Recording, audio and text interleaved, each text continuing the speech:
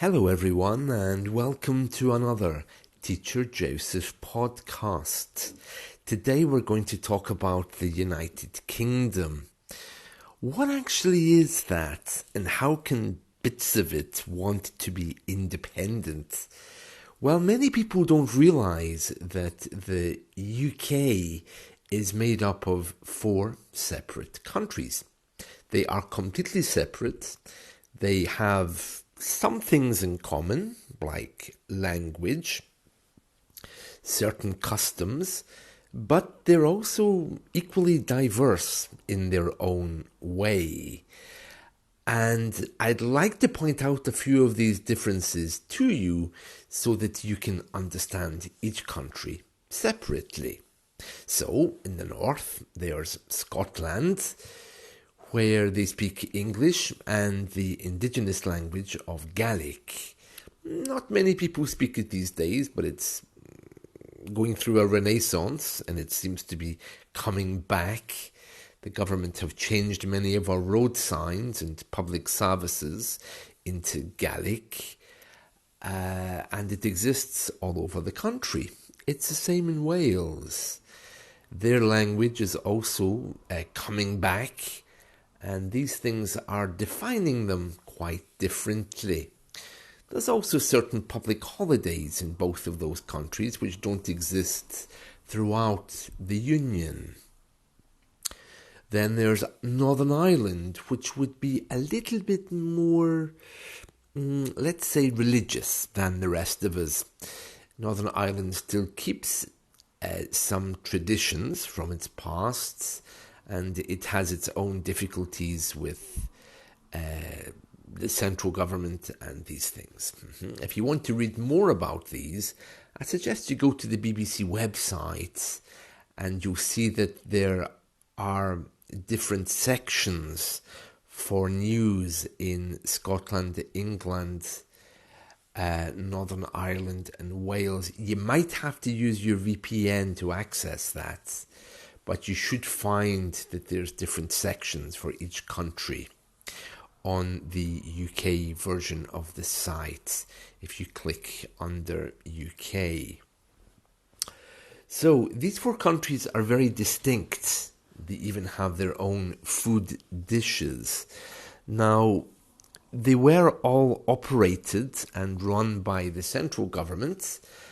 Of course, each have their own history about how they ended up in a union with England, but they were run by the central government, and then there was a realization that some areas perhaps were not allowed to make their own decisions about education and health.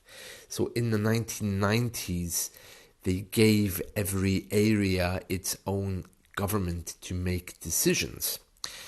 So as well as the central government, we now have, since the 1990s, a Scottish Parliament, a Welsh Parliament, and a Northern Ireland Parliament. Before that, we were all run by the central government, with the central government having a special officer who looked after the areas. So what happened after that? Well, these governments started to move away. I mean, they're all very democratic, but certain decisions were made, certain laws were passed, which didn't necessarily correspond with the central government. For example, if you live in Scotland, alcohol is much more expensive because they realised that in Scotland many people have difficulties or problems with alcohol. If you live in Scotland, you get free eye tests, you get free medicine from the doctor, benefits which don't exist in England. So you see, with these kind of things, it makes each country perhaps desirable in its own way. And you get people moving, because in the Union you can live in any part of it. There's no restrictions if you are a UK passport holder. And even if you're not, for the purposes of immigration, the UK is one country. So it can be a little bit confusing at sports matches where maybe Scotland has an entry, England has an entry, but yet in other contests like the Eurovision Song Contest, they're simply the UK entry. These things are beginning to create difficulties and problems as the four countries look towards being a little bit more independent. Let me explain a little bit more. Okay, so you have England, you have the central government in England, which is responsible for things like borders, military, defence, immigration, and it looks after those things for the entire UK, for the whole of the UK. Every year, more laws are passed to the local governments so that the central government doesn't have to do them.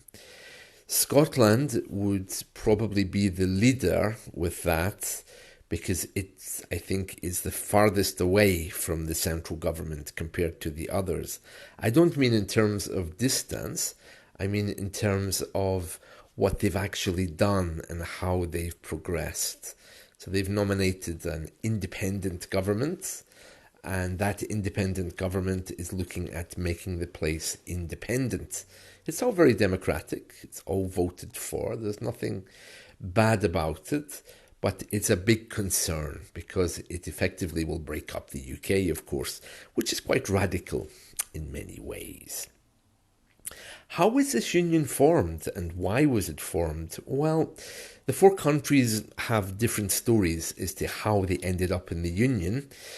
Between Scotland and England, it was two kings who were cousins, and then they, I think, realised that Scotland was going to be bankrupt if something didn't happen.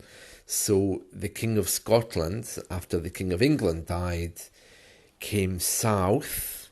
He was King James VI of Scotland and King James I of England. And he came south as a sign of peace in, I need to get my history book out to check the year. I think it was 16 something, 1690 maybe, was it? I don't know, I'll have to check. But it was in that time frame, the 17th century or thereabouts. That's how Scotland and England joined. Northern Ireland, Britain was responsible for the whole of Ireland. It was British territory. And then the Irish had a civil war. The British left. But as they moved north, they wanted to keep the top parts. And that's still a very controversial issue. And since they've had their own parliament, it looks like they're beginning to work through their issues, which is very good.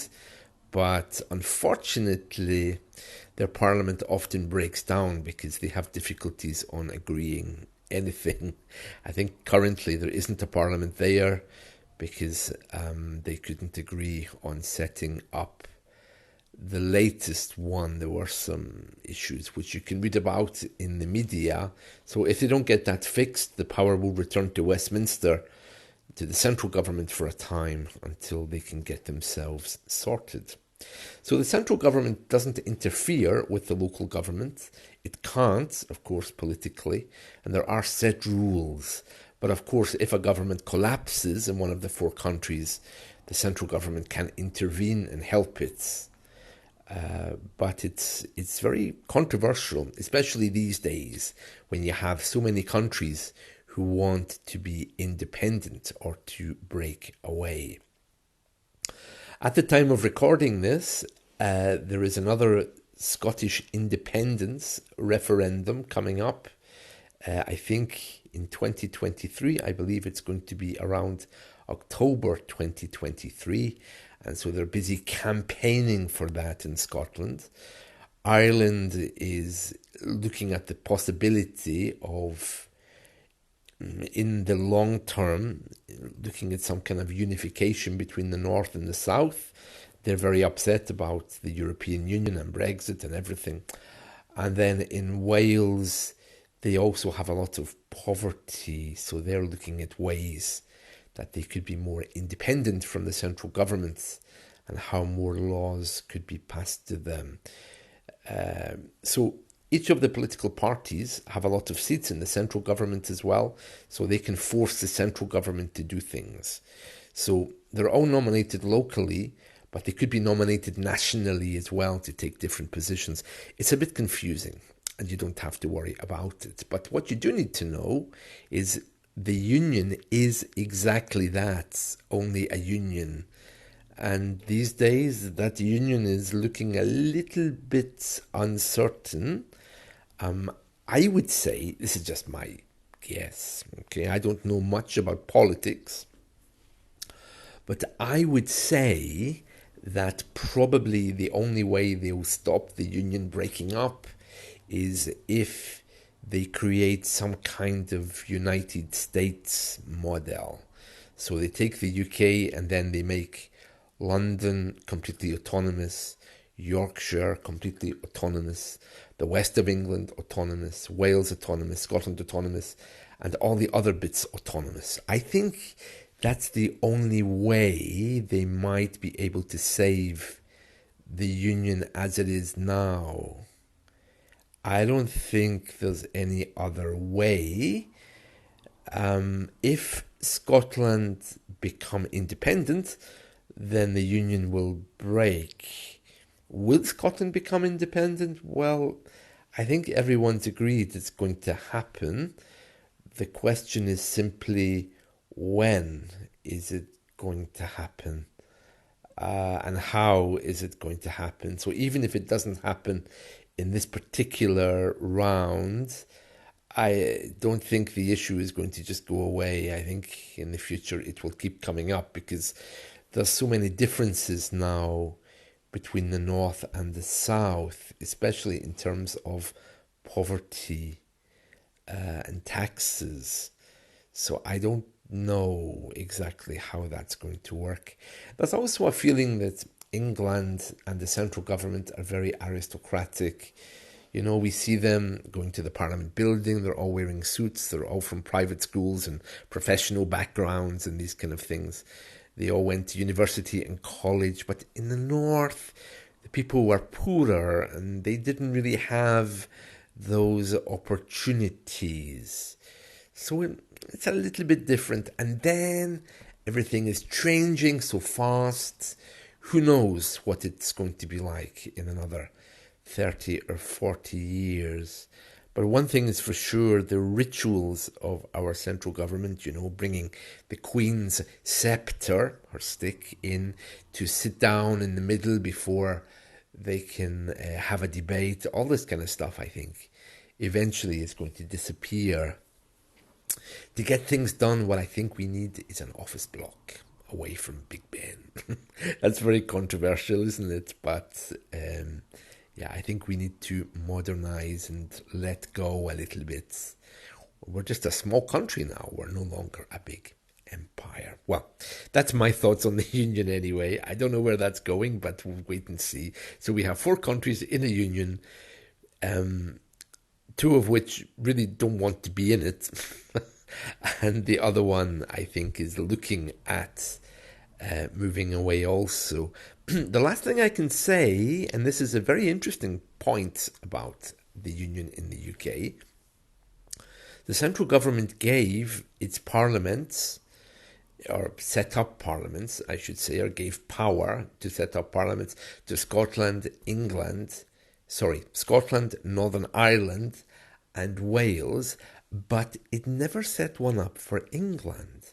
There isn't a government in England. There's only the central government. So when you see in the news, oh, Boris Johnson did this, this law has been passed for this, they're really only talking about England and maybe Wales. So you see, it's not quite as clear as perhaps the news might be saying, because the news tends to speak generally. But actually, when these things are looked at closely, the central government only really makes decisions for England now unless it's regarding immigration, military, or something which it still looks after. Very interesting. It doesn't have any control over the local government's schooling policies, education, or healthcare. They're run separately, I think, in all of the three parliaments around the UK. Well, you can read more about this on Wikipedia, but do check out the BBC News with your VPN, and you can see how all of the countries are shown separately. Thank you. Goodbye.